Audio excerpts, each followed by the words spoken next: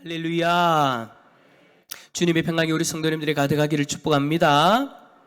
오늘 예배의 순서들이 많아서 시간이 좀 많이 뒤로 딜레이되어졌는데요. 그렇다고 해서 여러분 마음에 너무 걱정을 하지 마세요. 하나님이 저에게 감동을 주셔서 하나님은 조금 일찍 마치도록 하나님 은혜를 주셨습니다. 여러분 혹시 조지 프레드릭 와츠라는 화가를 아십니까? 와츠는 피아노 기술사의 아들로 태어나서 어릴 적부터 예술적 재능을 드러내었다라고 합니다. 18살 때에 왕립예술원에 입학했고요. 웨스트민스터 사원의 벽화 공모에서 1등을 하는 등 다방면에서 발군의 실력을 드러내었습니다. 그래서 뭐라고 불렸느냐? 영국의 미켈란젤로다라는 그런 호평을 받으면서 서서히 천재 소리를 듣게 됩니다.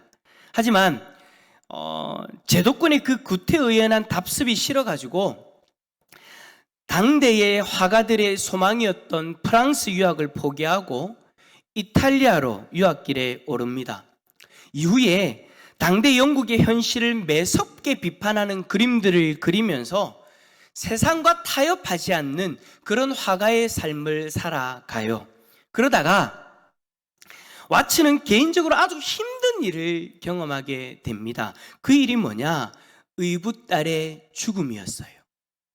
이 일로 인하여서 절망 가운데 있을 때에 와츠가 저연하게 그렸던 그림이 있는데 바로 지금 여러분들이 보시는 그림입니다. 이 그림의 이름은 호프입니다. 호프. 호프라는 영어의 단어 뜻은 여러분이 잘 아시는 것처럼 희망, 기대, 소망, 어떤 그런 뜻들을 가지고 있죠. 그런데 여러분 이 그림을 딱 보시면은 선뜻 이 제목이 어울리지 않는다라는 그런 생각을 하시게 될 거예요. 여러분 한번 그림을 보세요. 호프라는 단어와 어울립니까? 어울리지 않죠. 우리 그 프로젝터의 어떤 특성상 앞에 계신 분들은 잘 보이지 않으실 건데 이 그림을 자세히 보면요, 어떤 그림이냐면 지구 위에 어떤 연약해 보이는 한 여인이 앉아 있습니다. 그런데 앉아 있는데 웅크려 앉아 있어요. 근데 웅크려 앉아 있는데 어떻게 앉아 있느냐? 가슴에 비파를 딱 품고. 근데 그 비파가요, 줄이 다 끊어져 있어요. 줄이 다 끊어져 있는데 한 줄만, 여러분 잘 안 보이실 거예요. 중간에 보면 한 줄만 하얀 한 선이 싹 내려져 있습니다. 자세히 봐야 이 한 줄이 보여요. 근데 이 여인이요, 또 눈을 수건으로 두건으로 가리고 있어요. 무슨 말이냐면 앞도 보지 못하는 한 여인이 한 비파를, 그것도 줄이 다 끊어져서 한 줄만 딱 내리워져 있는 그 비파를 가슴에 딱 품고 있어요. 여러분, 호프하고 이 그림하고 어울립니까? 안 어울리죠. 그래서 당대의 비평가들이, 평론가들이 이 그림이 왜 호프인가? 와츠에게 질문을 했습니다. 왜냐하면 너무 어둡거든요. 호프하고는 전혀 어울리지 않아요. 앞도 안 보여요. 비파의 줄도 한 줄밖에 안 남았어요. 그런데 호프라니요. 이 그림의 제목을 차라리 좌절, 암울, 낙심이라고 하는 것이 더 잘 어울릴 것 같아 보입니다. 이 여인을 보면서 누가 여러분이 희망, 소망 그런 단어를 떠올릴 수 있겠습니까? 하지만 여러분, 이 와츠는요, 이 그림의 제목을 바꾸지 않습니다. 남들이 보기에는 이 그림이 호프와 어울리지 않을 수 있어요. 하지만 이 그림을 그리는 와츠는요, 이 그림의 자신의 현실과 그 현실 속에서 자신이 붙들고 있는 소망을 그려놓은 거예요. 그 소망이 뭐냐? 이 여인이 붙들고 있는 그 비파의 한 줄, 그 한 줄의 현이 이 와츠의 희망이 되어진다라는 거예요. 마지막 이 한 줄마저 끊어져 버리면 이제 더 이상 살아갈 소망이 없는 거죠. 근데 와츠는요, 자신의 그 인생이 비참하다 할지라도 이 한 줄의 소망이 있으면, 이 한 줄의 형과 같은 소망이 있으면 나는 살아갈 수 있다 라는 것을 지금 이 그림으로 우리에게 이야기를 하고 있는 거예요. 이 그림이 여러분 훗날에 수많은 사람에게 희망을 주는 그림이 되어지는데요, 특별히 여러분 20세기 이후에 등장한 3명의 위인이 이 그림과 관련되어진 일화를 남겼습니다. 여러분 잘 아시는 마틴 루터 킹 목사님은요, 자유의 행진에서 이 그림을 언급하면서 희망을 연설의 주제로 삼기도 했고요. 두 번째로 남아공의 넬슨 만델라가 26년 동안의 그 옥살이를 하는 가운데에 이 그림을 침침한 감방 벽에 딱 걸어두고는 그것을 계속해서 보면서 희망을 가슴에 품었다라고 합니다. 그래서 출소하고 난 이후에 최고의 흑인 대통령이 되었다라고도 이야기를 해요. 마지막 세 번째로 미국의 44대 대통령 버락 오바마가 젊은 시절 자신이 다니던 교회에서 이 그림을 보고는 충격을 받고 이를 바탕으로 2008년 민주당 전당대회에서 대통령 후보 수락 연설을 할 때 제목을 희망이라는 그 제목으로 그 연설을 하였다라는 일화가 남겨져 있습니다. 이처럼 여러분 아무리 암울한 현실이라도 내가 붙잡을 한 줄의 소망이 있다면 우리는 살아갈 수 있는 거예요. 오늘 성경에 나오는 바울도 마찬가지였습니다. 바울은 지금 로마의 감옥에 투옥되어져 있습니다. 어찌 보면 오늘 여러분들이 보시는 이 와치의 그림에 등장하는 모습과도 같다라고 할 수 있을 거예요. 그림 한번 보실래요? 이 모습이 오늘 바울의 모습과 같다라는 거예요. 바울은 너무나도 좋은 배경에서 자랐습니다. 많은 것들을 배웠고 많은 것들을 누릴 수 있었습니다. 그러나 이제는 아무것도 자기에게 남겨져 있는 것이 없어요. 비참하게도 로마의 감옥에 갇혀져 있습니다. 저 여인의 모습과처럼 그 비참한 모습이 그대로 가지고 감옥에 갇혀 있는 거예요. 이 바울에게 여러분 무슨 소망을 찾을 수가 있겠습니까? 그러나 이것은 바울을 모르는 사람들의 이야기예요. 바울을 안다면 우리는 바울이 이 여인처럼 붙들고 있는 한 줄의 형과 같은 소망이 있다는 것을 우리는 알고 있습니다. 바울이 붙들고 있는 이 한 줄의 형과 같은 존재가 여러분 무엇입니까? 바로 예수 그리스도이십니다. 여러분 혹시 호프 그림과 같은 이 모습이 여러분의 모습과 같다라고 생각되어지십니까? 여러분의 인생에서 붙잡을 것이 없어 보입니까? 여러분이 붙잡을 수 있는 그 한 줄의 현이 남아있음에도 불구하고 아무것도 없다라고, 내 인생은 저주받은 인생이라고, 아무 소망 없는 인생이라고 여러분 생각되어지십니까? 그렇다면 오늘 이 시간 여러분의 인생에 한 줄기 남아져 있는 그 현을 붙잡을 수 있기를 축복합니다. 그 줄은 바로 예수 그리스도이십니다. 바울에게 그랬던 것처럼 여러분도 예수 그리스도를 붙잡아 보십시오. 그리하면 바울과 같은 소망 있는 인생이 되어질 줄 믿습니다.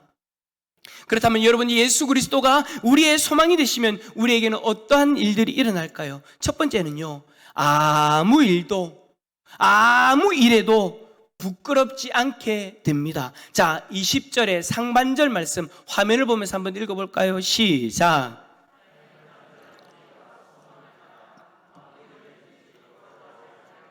아멘. 바울은 옛날 자신의 모습을 떠올려 보면 지금의 모습은 한없이 부끄러운 모습으로 다가올 수밖에 없습니다. 사람들 앞에 서기 너무나도 부끄러울 거예요. 여러분 왜 우리 그럴 때 있잖아요. 어떤 일이 당하면 사람들 앞에 서기 부끄러워서 못 가겠다고, 창피해서 못 가겠다고, 그런 일이 있잖아요. 근데 여러분 바울이 지금 어찌 보면 세상적인 기준으로 바라봤을 때는 그런 기준인 거예요. 유대인 중에 유대인으로서 활약을 했던 그때에는 많은 사람들로부터 부러움을 받는 그런 사람이 바울이었습니다. 자신의 가문, 학력, 사회적 지위, 어느 것 하나 부끄러울 것 없는 사람이었어요. 그런데 그 모든 영광이 이제는 다 떠나가 버렸잖아요. 만약 바울이요, 이전과 같은 그런 생각을 가진 사람이었다면 지금 자신의 모습을 저주하면서 창피해하면서 어디 숨어버렸을지도 모릅니다. 그런데 여러분 바울은 뭐라고 이야기해요? 전혀 부끄럽지 않다라고 이야기합니다.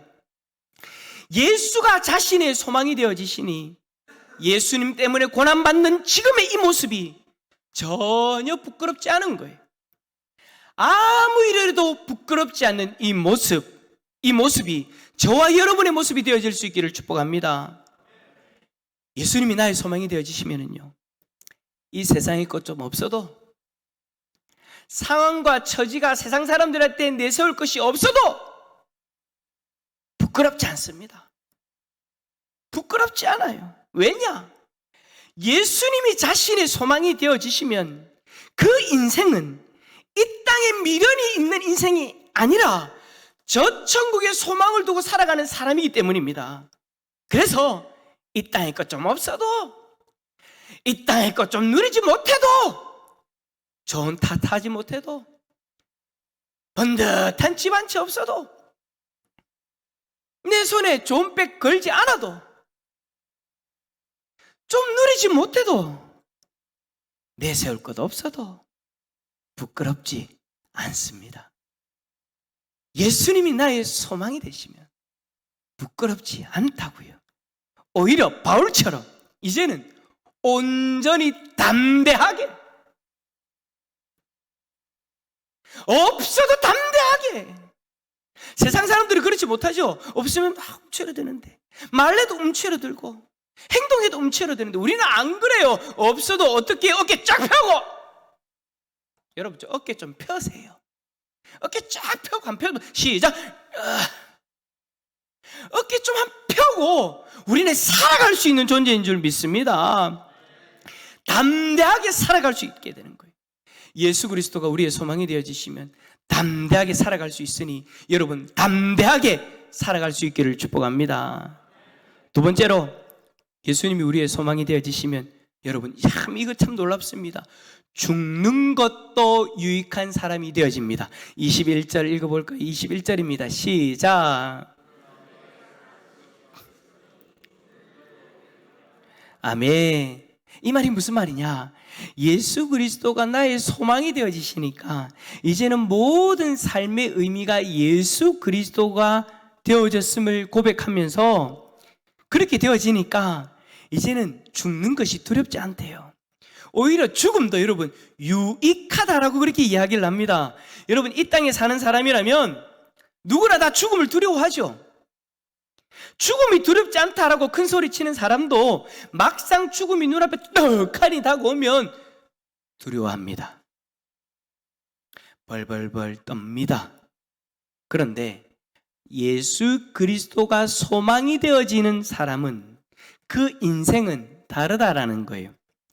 예수님이 소망이 되어지니까 죽음이 오히려 유익이다라고 그렇게 이야기합니다. 왜요? 죽으면 우리는 저 천국에서 영원히 그리스도와 함께 살 수 있으니까. 할렐루야. 나를 위해서 자신의 생명을 내어주신 예수 그리스도,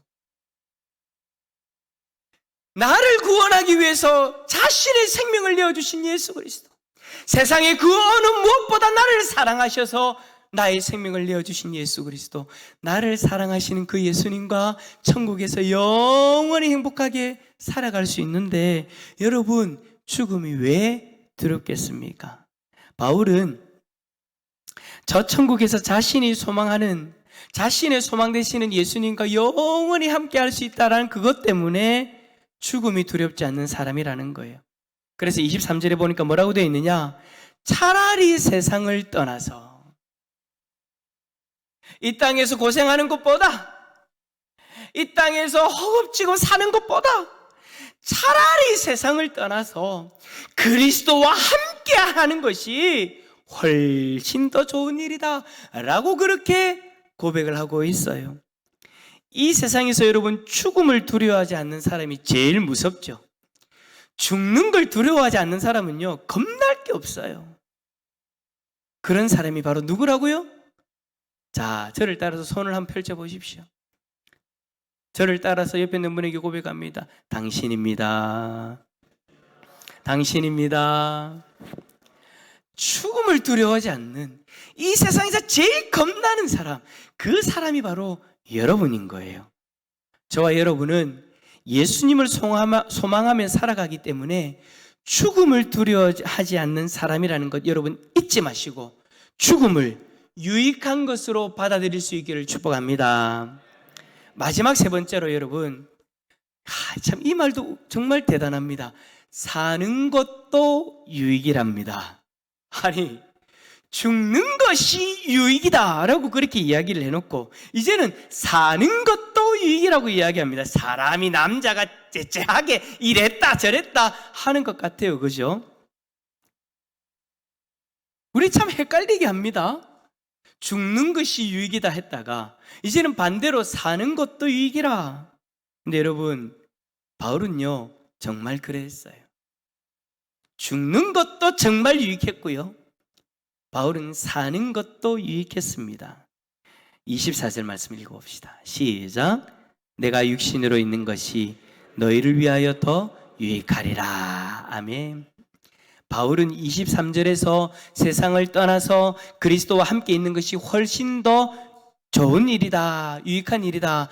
그러나 그렇게 하고 싶으나 라고 이야기하면서 바로 24절 말씀을 하는 거예요. 내가 육신으로 있는 것이 너희를 위하여 더 유익하리라 라고 이렇게 고백합니다. 다시 말하면 무슨 말이냐면, 바울 개인적으로는 그리스도와 함께 있는 것이 너무나도 좋다. 그래서 죽음이 유익이다. 그래서 예수 그리스도와 함께 살아가는 것이 유익이다. 그러나 현재 빌립보 교회의 관점에서는 자신이 살아서 교인들을 돌보는 것이 더 좋다라고 그렇게 이야기를 하는 거예요. 여러분, 저는 이 말씀을 보면서요 참 바울이 부러웠어요. 왜 부러웠느냐? 저도 바울처럼 지금 이 김호길 목사가 살아있는 것이 대산교회 교인들에게 유익이 되어지면 좋겠다라는 거예요. 바울이 지금 그 얘기하고 있는 거예요. 왜 부럽냐? 저도 여러분에게 그러한 존재가 되고 싶은데 그러한 존재가 되고 있나? 제가 오늘 여러분들에게 이 말씀을 드리는데 여러분들 중에 혹시나 여러분들 중에 마음에 아닌데 그냥 죽어쁘지 그런 분은 한 분도 없을 줄 믿습니다. 저는 제 스스로 오늘 말씀을 보면서 그렇게 되고 싶더라고요. 저도 여러분에게 그렇게 유익이 되어지고 싶어요. 저도 개인적으로는 예수님하고 천국에서 하루 빨리라도 만나고 싶고 하루라도 빨리 천국 가서 예수님과 영원히 살고 싶어요. 그러나 여러분들에게 이 김옥일 목사가 이 땅에 있는 것이 유익이라면 그 유익 또한 좋은 것이다 라는 거예요. 하지만 지금 살아있음을 통해 여러분들을 섬김으로 여러분들에게 유익이 되어진다면 저는 오늘 이 시간 여러분들과 살아있는 것이 유익이기에 행복한 사람인 줄 믿습니다. 여러분 개인적으로도 지금 당장 저 천국에서 예수님과 영원히 살아가는 것이, 행복하게 살아가는 것이 유익한 일이에요. 그래서 여러분은 죽음을 두려워하지 않아도 돼요. 하지만 지금 이 땅에서 여러분들이 살아있음을 통해서 주의 몸된 교회에 유익이 되어진다면 여러분들이 이 땅에서 살아가는 것도 좋은 것이죠. 그렇다면 여러분, 교회에 유익이 되어진다는 것이 뭘까요? 김옥일 목사가 여러분들에게 유익이 되어지는 것, 여러분이 여러분 서로에게 유익이 되어지는 것, 그 유익이 도대체 뭘까요? 25절 말씀해 보니까 너희 믿음의 진보와 기쁨을 위하여 라고 그렇게 말씀하고 있습니다. 내가 지금 옆에 있는 지체의 믿음을 자라게 하고 옆에 있는 지체가 기쁨을 누릴 수 있도록 도움을 줄 수 있다면 우리는 서로 유익한 존재가 되어지는 거예요. 그러니까 김옥일 목사가 여러분들의 믿음이 자라도록 여러분들에게 도움을 줄 수 있고, 김옥일 목사가 여러분들에게 기쁨이 되어질 수 있도록 도움이 되어질 수 있다면 저는 여러분에게 유익한 존재가 되어지는 거예요. 옆에 있는 지체가 나의 믿음에 그리고 나의 기쁨의 삶에 그런 존재가 되어진다면 차라리 살아있는 것이 유익하다라는 것이죠. 자, 여러분에게 질문해 보겠습니다. 지금 여러분 옆에 있는 성도님이 여러분에게 그렇게 유익이 되어지는 존재입니까? 나의 믿음이 자랄 수 있도록 도와주고 나의 기쁨이 더 충만해질 수 있도록 나에게 도움이 되어지는 유익한 존재이십니까? 엄마야, 아멘 하는 사람 내면 맞대. 아멘이십니까? 그렇다면 옆에 있는 분에게 이렇게 이야기합시다. 당신은 살아도 됩니다. 시작. 할렐루야. 여러분의 그 고백이 진짜 고백이라면 지금 내 옆에 있는 사람은 살아서 유익한 존재예요. 할렐루야. 돈이 많아서, 건강해서, 능력이 있어서 살아있는 것이 유익한 것이 아닙니다. 어떤 이들은 이것들이 없으면 살아서 뭐하나 그렇게 이야기를 하죠. 하지만 그것은 여러분 세상이 말하는 거고요, 성경은 그렇게 이야기하지 않는다라는 거예요. 이 모든 것이 없어도 저와 여러분은 이 세상에서 살아가는 것이 유익한 존재인 줄 믿습니다. 어떻게 해요? 나를 통해 누군가의 믿음이 자라고 나를 통해 누군가가 기쁨을 누릴 수 있다면 저와 여러분은 살아가는 것이 유익한 존재입니다. 자꾸 세상의 기준을 통해서 여러분의 삶을 평가하지 마십시오. 우리는 세상의 기준을 두고 살아가는 사람이 아니라 예수 그리스도의 소망을 두고 살아가는 사람입니다. 그렇다면 저와 여러분의 인생의 기준이 바뀌어져야 되는 거예요. 다시 와츠의 그림을 봅시다.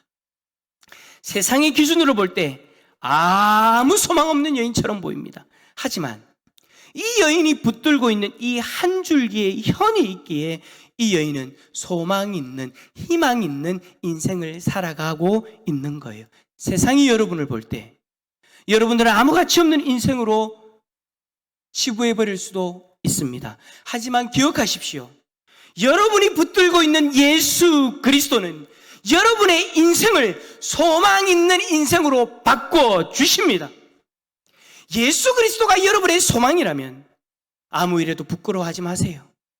담대히 나아가십시오. 세상이 두려워하는 죽음도 여러분에게 유익이요, 여러분이 이 세상에 살아있는 것 또한 우리에게는 너무나도 큰 유익이 되어집니다. 바울의 이 소망이 우리 모두의 소망이 되어질 수 있기를 예수 그리스도 이름으로 축원합니다.